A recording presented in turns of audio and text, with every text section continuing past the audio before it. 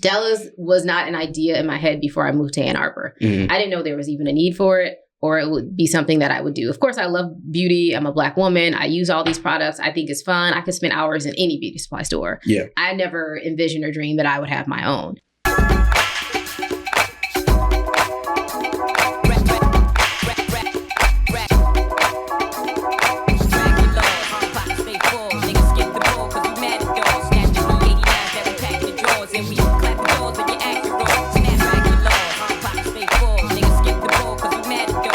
What up, though, Black Fridays family? Welcome back to another installment of the Black Fridays podcast. Now, before we get into today's episode, I want to make sure that you tap in with all of the previous guests and episodes. So make sure you hit that like and subscribe button. All right, now that we got that out the way, I want to introduce you all to Miss Sheena McCullers. How are you today? I'm great. Thanks for having me. Absolutely. Happy to have you on the podcast. Now, really wanted to have you on the show because you have curated a very unique space in the Ann Arbor area. So you have created Della's, which is a Black-owned beauty supply right in the heart of downtown Ann Arbor. So could you tell us, how does one even create a beauty supply?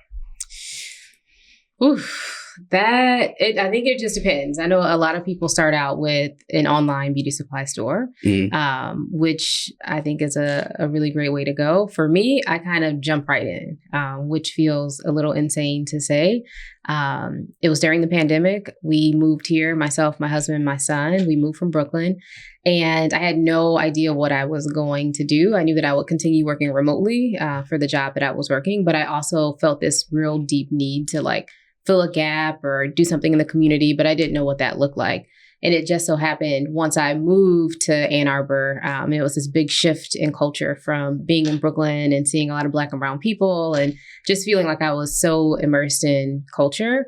Ann Arbor has its own culture, right? It's different. And for folks who have attended the University of Michigan or spent time in Ann Arbor, I think they will kind of understand or, relate to that a little bit. So for me, we got here during the pandemic. I really struggled to find people who look like me. I couldn't find the hair products that I needed. And so I was traveling back to New York and going to beauty supply stores there, stocking up on things and bringing them back, or shopping on Amazon, which I tried not to do too much of. And I mentioned to my husband, I was like, man, this is a lot. It's a lot for a Black woman. I really wanted another option. And so we started looking at retail spaces in downtown Ann Arbor, not because we were looking to, lease anything, but just because we like to play a little game where, we see vacant commercial spaces and we like to quiz each other. Like, what would you put here? What would you put here? How would you make the community better? Or which food spot is missing in this area? And so we played that game. And I don't even remember at the time what I said was missing or he said was missing. But after we kind of walked away a little bit, I thought about it and I said, whatever, the food spot was, we need that, but we also need a beauty supply store, right? That's what Ann Arbor is missing. There's this big contingent of Black and brown folks living here. And, we're not congregating around a Black business, right? We don't have a place where we feel safe, where we can shop, where we can get our hair needs met. And he was like, well, start it. Just as simple as that. And I thought, you just can't be out here just popping up and opening up businesses like that. And then I'd say not even 24 hours later, I went home and I had a list of vacant, real estate that I could start the business at. And so my husband kind of did the legwork for me. And then from there, we were kind of off to the races without even a real plan. I was just sort of let me just test this thing out and see if people who look like me respond to it. And I feel really grateful that the response has been overwhelmingly positive. Exactly. And then what year is this for you in business? 2, 3? This is year 1.5. Oh, okay. Yes. So it's still early on. The baby's just starting to walk, if you think about it in baby years. Yeah. Right. And then is it safe to say that you are the first Black-owned beauty supply in Ann Arbor ever? I don't know what the history lesson is. I won't say the first. Yeah, okay. So I won't say the first. Okay. I do believe, I don't know if it was exactly in Ann Arbor, or it was, sort of on the outskirt areas. I know there's currently one in Belleville. Shout out to her. And we are definitely the only one in Ann Arbor. And the only one that people kind of talk about right now. But no, I do feel really blessed because we were missing that, right? There, you can definitely go to Ann Arbor or to Ypsilanti and you can shop there. But what's important to us is that people can come to Della's on State Street in the heart of downtown Ann Arbor and have an experience where they feel safe, right? We are not following you around the store. Yeah. We're not asking you every 5 minutes, what do you need? Can I help you with something, right? Mm-hmm. Like you can come in, you can chill. It feels like your auntie's living room. Yeah. We always have, it's smelling good. The music is always right and the vibes are always good. And also the people who work there, we've used the products, right? Like, none of us are licensed hairstylists, but we are all product junkies and we all have, a variety of hair textures and we've used these products and we can share from firsthand experience what works well or, what we would combine, et cetera. And to me, I think that really elevates the customer experience. Now, describe to me what you would say is a product junkie, because I think I would probably deem my wife a product junkie just because she has a lot of different types of products that she likes to try. Is that what it is, or is it more to it? Absolutely. Right. It's like always trying new lists. If you have curly hair, textured hair, if you're wearing your hair out, chances are if the season changes, you might need to shift your products just a little bit. Or if you're trying to achieve a certain look, you might have to add in another product. And so we're always searching for the right concoction, the right combination of products. And sometimes our hair gets used to those products, right? So for a long time, I would use the same 3 products and they worked well. They gave me the perfect wash and go. And then something shifted. Maybe my hair built up a tolerance to them, or, maybe the humidity shifted in the air, or, something in my environment changed and those products no longer worked. And so first thing I'm doing is going straight to the store and I'm buying up a bunch more. And it's like, I find so much joy in that. A product junkie is finding joy in trying out all these new products. And then once we figure out the right mix, the next thing we want to do is tell somebody else. Like, ooh, have you tried the X, Y, and Z? This is what it did to my hair. This is what it did to my curls. You know how long this lasted? Oh, this lasted for, X amount of days. And like being able to spread that with other Black women who, are looking for a solution, it's kind of magic. And I used to use pink lotion a lot. How effective would you say that is for hair? You're crazy. I love the pink lotion smell. Okay. I feel like there's a business out there. If somebody has a candle that has the pink lotion scent, that's a business opportunity right there. That smells like childhood for me. I don't know how effective it is now.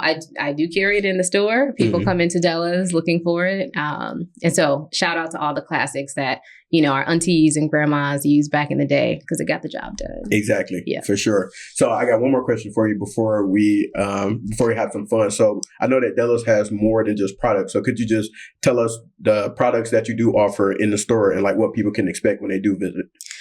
Yeah. So Della's, we're a beauty supply store and a gift store. So if we think about the products in different categories, you'll find your hair extensions, that's braiding hair, wigs, clip-ins, et cetera, right? Like anything for, accentuating the natural beauty with adding extensions into hair. We also have hair products. So the shampoo, conditioner, gel, edge control for a variety of hair textures.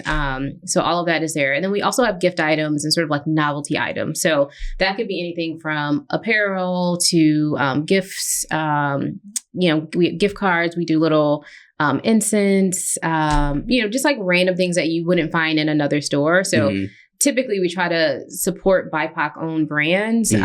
So something that if folks are shopping at Della's and they go up to Target up the street, they won't find those exact same, products. And so it's a place to come for very unique gift items. And again, Black owned, queer friendly businesses and, just really try to keep money circulating in those businesses as often as possible. So the mix is pretty different from what people would expect from going into a traditional beauty supply store. You go into a traditional beauty supply store, it may be less colorful. It may feel, a little different, right? They're going to have all of, probably an expansive selection of hair products, hair, you get in, you get out. At Della's, you come for those things, but you also stay and you're like, oh my God, I didn't know I was going to find this random, instant holder that has a pair of lips on it, and it's really striking and something that I also want to add to my home. Love it. So now I want to introduce you to my favorite part of Black Fridays, which is Freestyle Fridays. So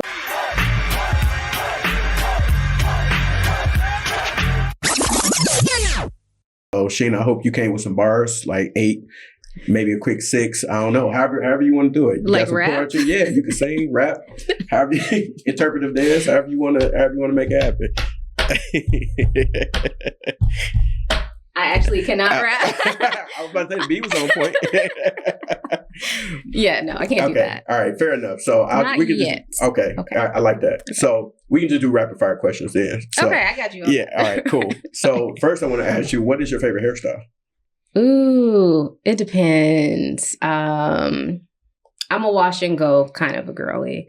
I really love to be able to wear my natural hair out as much as possible when the hair is at the right length and I have the right combination of products. So sign me up for wash and go. Okay. That's the same reason why I wear my natural hair. So yeah. I'm with you. Look, it looks moisturized. You're doing what you need to do. The cut is nice. I try. We take care of Della. The fellas over at Della's too. Exactly. So, Exactly. And I'm going to get to that later too, because I want to know what products you got for the fellas for sure. So since you've been in Ann Arbor for a few years now, what's your favorite thing about the area?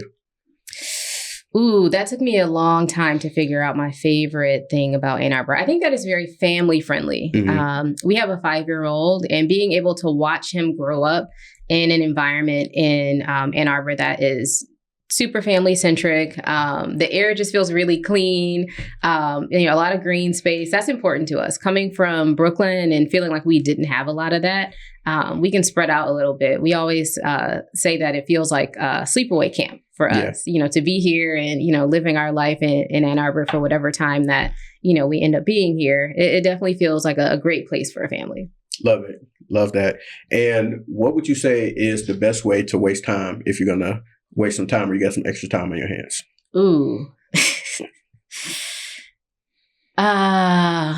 Me, myself, personally, if I'm going to waste a little bit of time, I'm going to binge a show. Okay. I don't often get the opportunity to do that, but when I do, right now I'm binging, is it Reasonable Doubt on Hulu? Okay. It's so good. I've got one episode left. I'm saving it because once it's over, it's over. And yeah, that's what I'm gonna do. I'm gonna binge a show. Okay. Very nice. Do you have a favorite moment that you've had in the store? Like, I know you mentioned that people have gotten to know you since you've been there and the time that you've been there thus far. And then also people like to come in and it's kind of more of meant to be a community space. Do you have any favorite moments that you would be able to share with us? Let me think. A single favorite moment. I'll try to think of a single one, but in general, when I first started the store, I was the only person working there. So I was working, a remote job and also in the store every day. And I got to know all of the customers, their families, their stories. They got to know me, my story, why I was there, why I started Della's. And it was so exciting to have folks come in and say, like, wow, like this a beauty supply store, like to see the amazement. Like the first couple of times I thought, okay, like we definitely hit the mark with like the vibes and like the colors and like what we've curated in this space.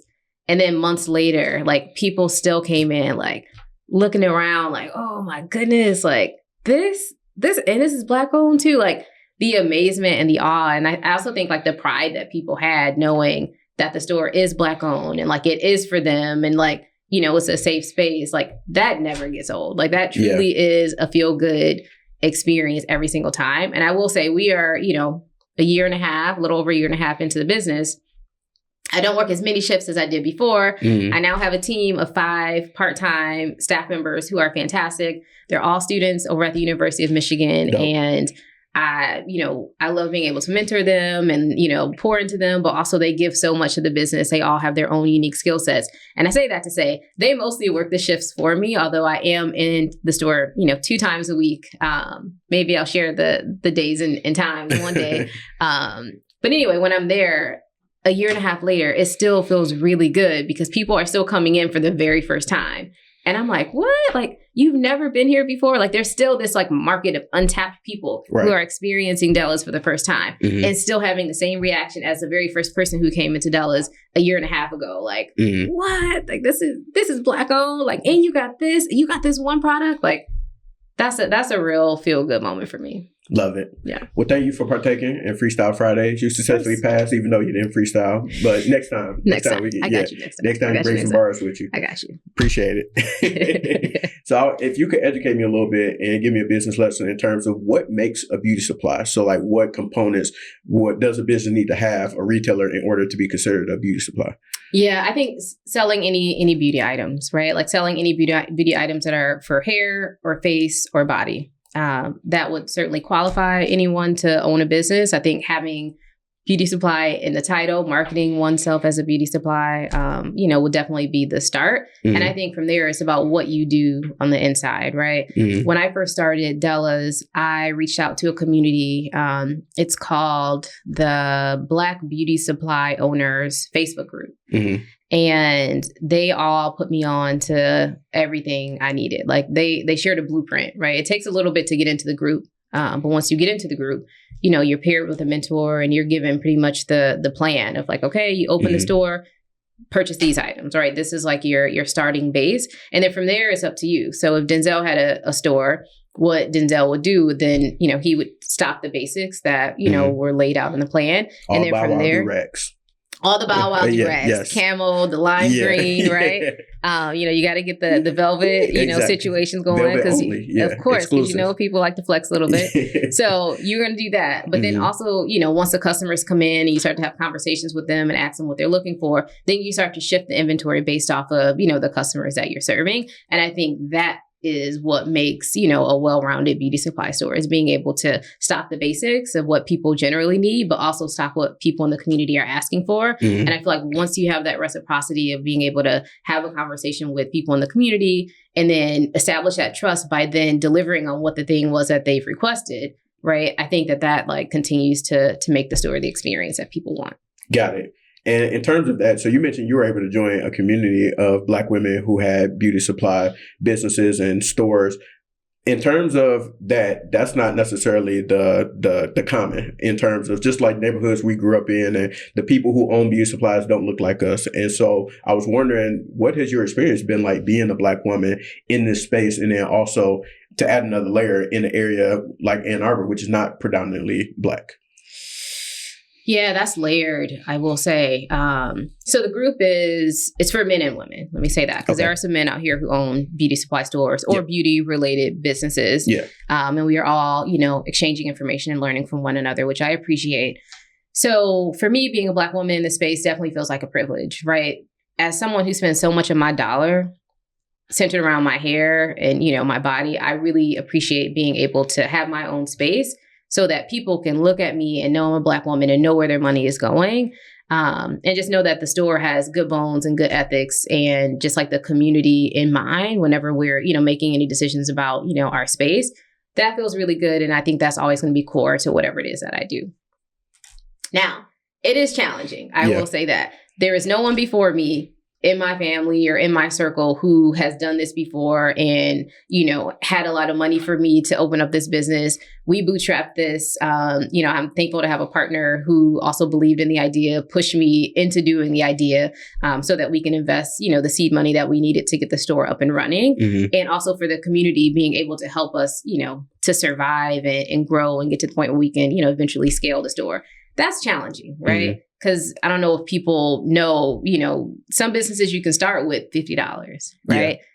It's difficult to open up a physical location, without a good $10,000, $20,000, right? So that was challenging, just being a Black woman and not having a lot of access to capital. And so having to use my own, and hopefully at some point, Della's is going to pay us back, right? So she's on a bit of a loan at the moment.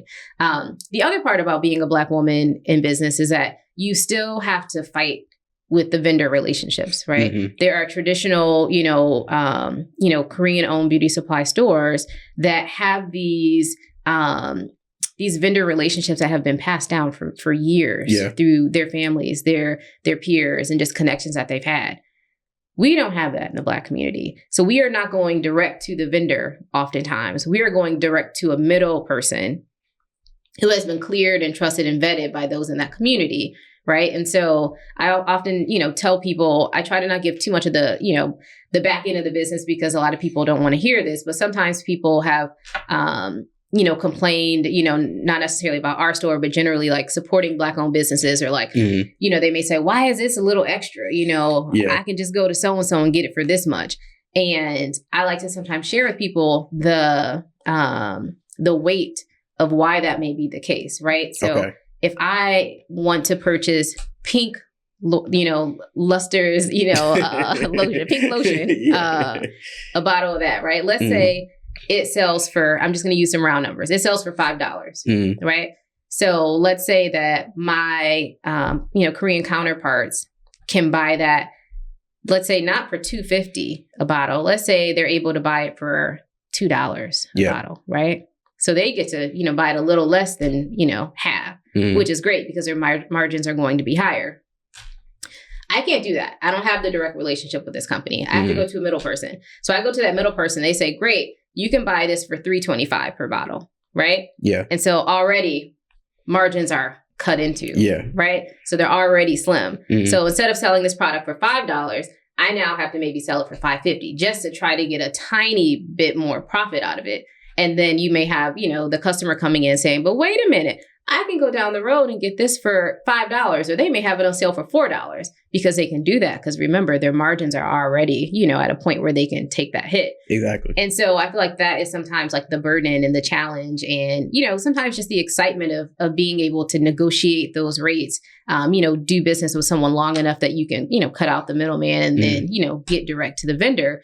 That's a challenge, right? Those contacts have not been handed down to a lot of, Black-owned businesses, especially Black-owned beauty supply owners. And so keep us in your prayers is what I like to tell people, because we're fighting this like invisible fight behind the scenes to still compete when there may be some, other beauty supply stores who, they do these massive sales that you just cannot compete with, right? Yeah. So, we're certainly always doing our best.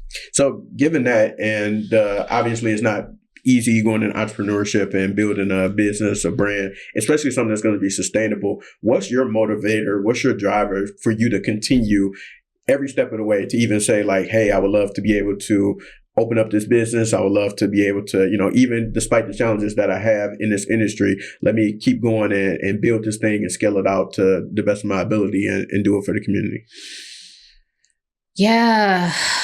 One, I'm capable, right? Like I don't know. I don't have all the answers, but I do believe that I know how to pick the right people to support the work that I need to do. And I also am a believer, and I know that God is going to put me in the right places and the right people in my life to make sure that the things I need to do to succeed, whatever the plan is that he has laid out for me, I know that will happen. I also, again, I have a 5-year-old, and I just really love that he goes to school talking about how his mom has her own business or, that she has a store. I think, the administrators at his school are tired of hearing about it, but like he's also a big, promoter of the brand and of the business. And I appreciate that because I want him to know that that's a possibility, right?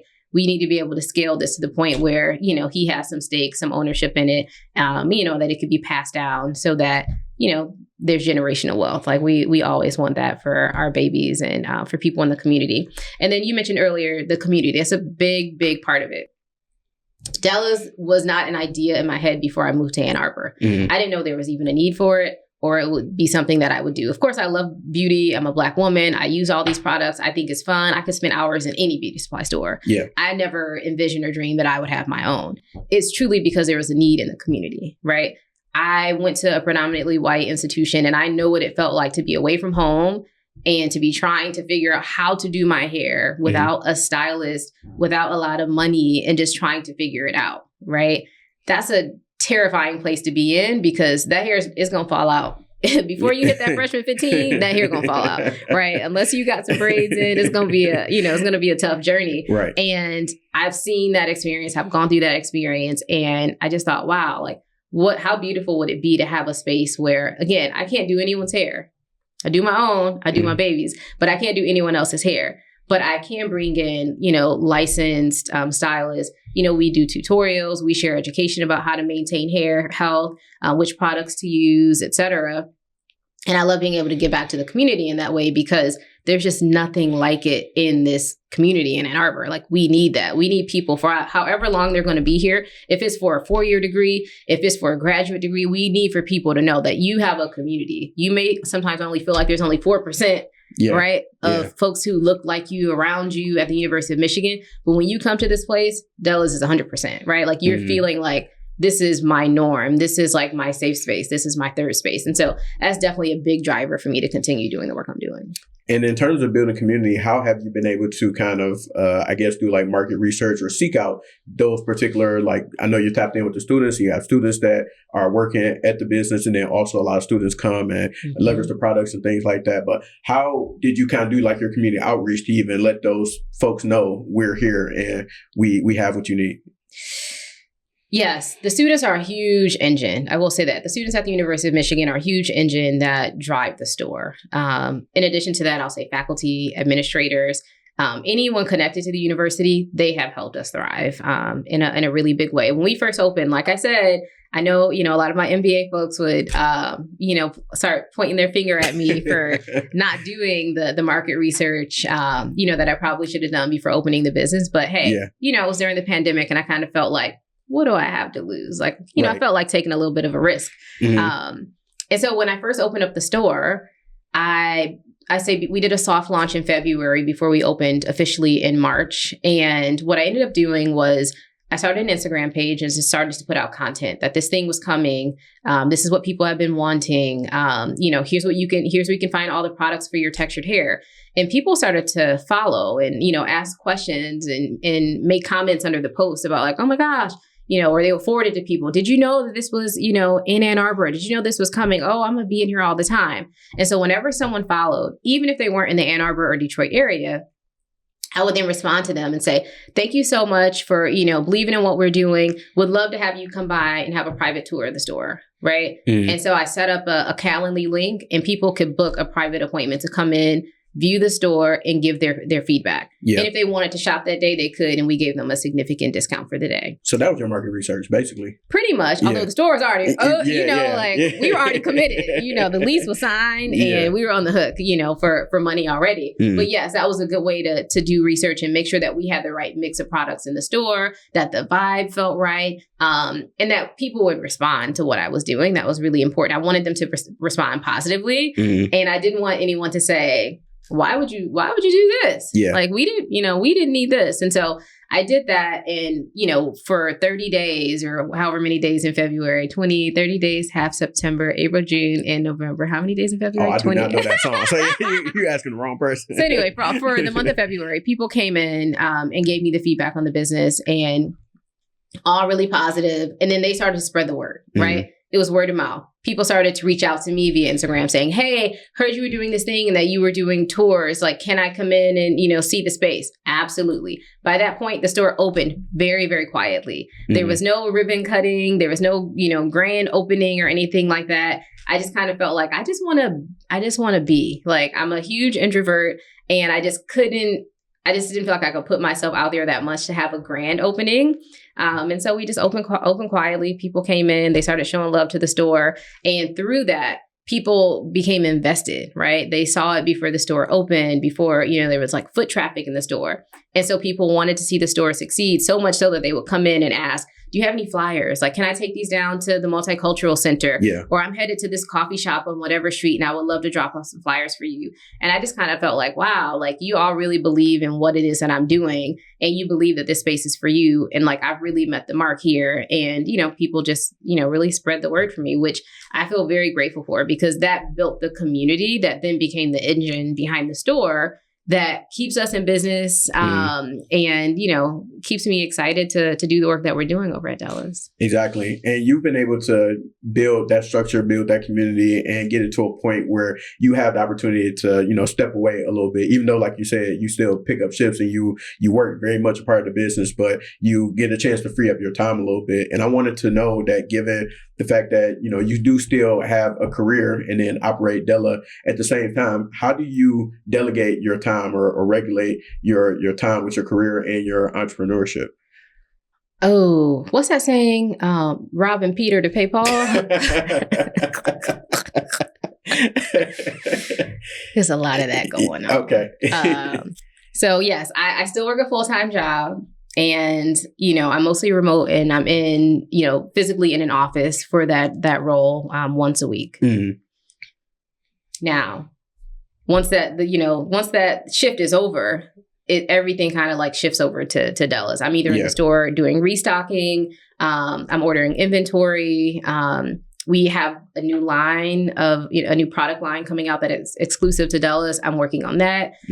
We also very quietly are looking at some retail space on the ground floor. And so that's happening on the back end. And so the benefit of having 5 part-time staff members running the store for me is that I now have the time to grow and scale the business on the back end in a way that I didn't before. Because when I'm in the store, I truly am immersed in like the customer experience. Like I'm catching up with people. I'm restocking the shelves. Like I'm not there doing any real work that grows the business. Yeah. I'm doing work that grows the customer base and like the feeling and the connectivity to the brand, which is very important work. And also we need to grow, right? And so I don't know that there's any real method to the madness, but I do know that being able to staff those folks in the store has definitely given me the freedom, even though it is challenging. I'm not going to lie. Working a full-time job, working the store, a couple of shifts per week. And then also, once, after 5 p.m., doing the other work to scale the business is, a lot of work. But at some point it becomes easier and easier. And it just is how my brain works. Like there's no like, at 6 a.m., do this, 5 p.m. Yeah. I kind of just figure it out. Do you feel like you kind of get into a flow when you work on Della work, like anything, whether you're in the store or if it's like growing the business, like you just get in the flow, lose track of time? Yes. My like peak hours for like working on the business is any time between like, I'd say 10 and like midnight. Like those are like power hours for me. Like I get a lot of ideas. My son is asleep. I've already connected with my husband. Like we're like, how's your day? You good? We've caught up on things. We're on the same page.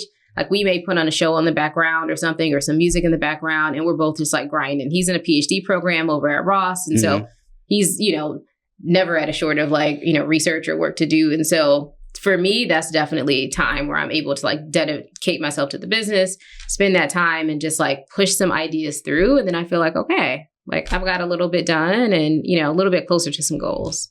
That's dope. That's super dope. In terms of, so you had mentioned earlier that your son is a huge advocate of the business. Does he have like a lot of hair or had a haircut at all? I'm going somewhere with this. So just follow me for a second. So my son's hair looks a lot like the customer's hair, like the males that I see come into Della's, they have the exact hairstyle and hair type as my son Kenzo. Okay. So Kenzo has locks, which I started maybe a year ago. This is his second set of locks. He's only 5. We're doing the best that we can. But yes, he has a lot of hair. He does not like to get it done or combed or retwisted.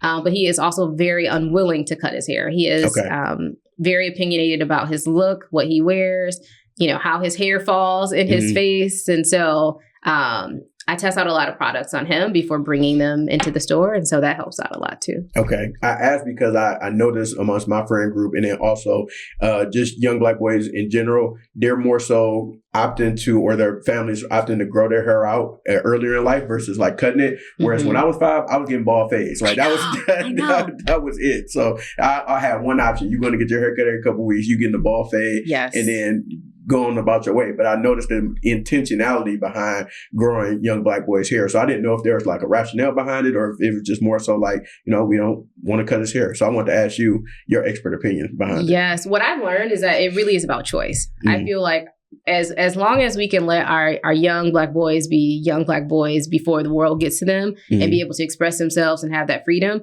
if hair is a way to do that, have at it. Like live your life, because at some point the world is going to try to tell you what to do. And I feel like that extends to the way that you look, the way that you carry yourself, what your hair looks like. And so for Kenzo, it was important for us to allow him to express himself through his hair. And he decided early on that is locks for him. We don't know how long this will last, but he is like really holding true.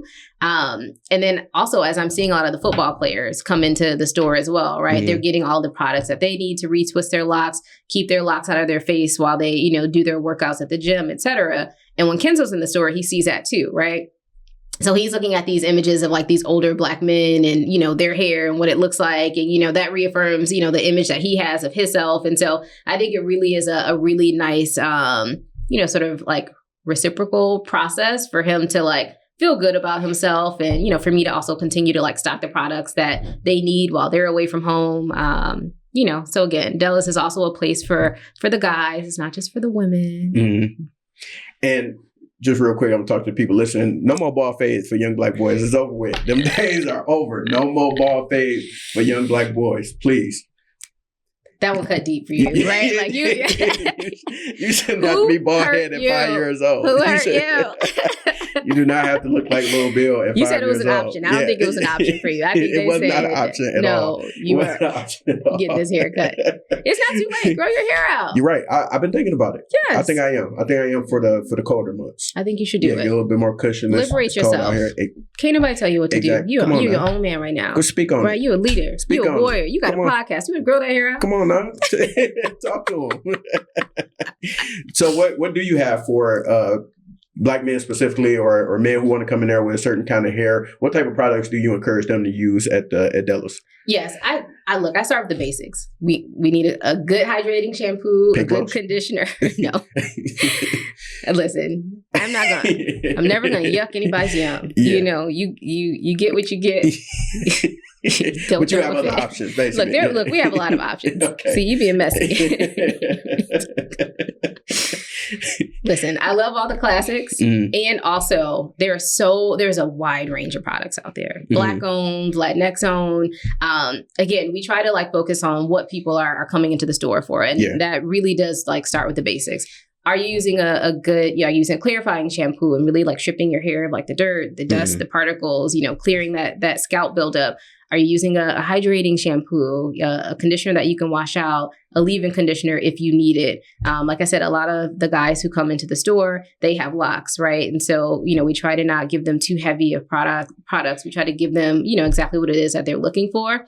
Some are looking for, retwisting creams or retwisting gels or, serums just to hydrate the scalp. Bonnets. I never knew how much men love bonnets. I think they're secretly stealing all the women's bonnets. Yeah. And they finally decided to, have this movement and come into the store and purchase their own bonnets because, I've not seen many buy do-rags much. A lot of the guys are coming in. They're starting to fade out. They're coming to get the bonnet. So yes, again, just starting with the foundations and just making sure that hair health is top of mind. And then we go on to any styling products that they may need. And then also once they're there, they're like, oh, let me get this, continuous mist water bottle or, some incense. I didn't know I needed that. Or, we have body butters, et cetera. A lot of random products that, people generally need. So. And then for you, you mentioned that obviously you're a Black woman, buy a lot of products, product junkie. But for you, has that always been a thing for you in life? Or was that something that you kind of grew into as you got older in terms of being more conscious of things the products you use on your body and your hair more specifically? When did that become a thing for you? Or has that just always been you always been conscious of it? I've kind of always been conscious of it. I grew up in a family with a lot of women who knew how to do hair. Many kitchen beauticians, unlicensed, but my sister Lana, she used to do hair in a salon, and I would go up to the salon with her all the time. So if it was take your daughter to work day, I don't even know if they still do that. But that was a big deal back in the day. Whenever it was take your daughter to work day, I would opt to not go with my mom. I would go with my sister. I would sit in the salon, and I just love to watch her do people's hair. I love to hear her talk about the hair health. I love to watch her cut hair and the importance of trimming hair and making sure that it was growing. So I feel I learned so much about quality salon products back then. Also, this was back in the day when there were, this is not the proper name for it, but I would call them salon runners. They would come into the salon and they would, they would ask the stylist which products they needed to stock, right? So, I would hear about all the new products that were coming out. I would hear the reorders that were being placed from all the stylists, from these independent business owners that, had their own, warehouse of, beauty supply products that the stylists needed. And I just always knew about those quality products from way back then. Now, I couldn't afford them on my own. So I was basically mooching off of my sister and, just letting her do my hair and, reaping the benefits of that. So she maintained it for the most part.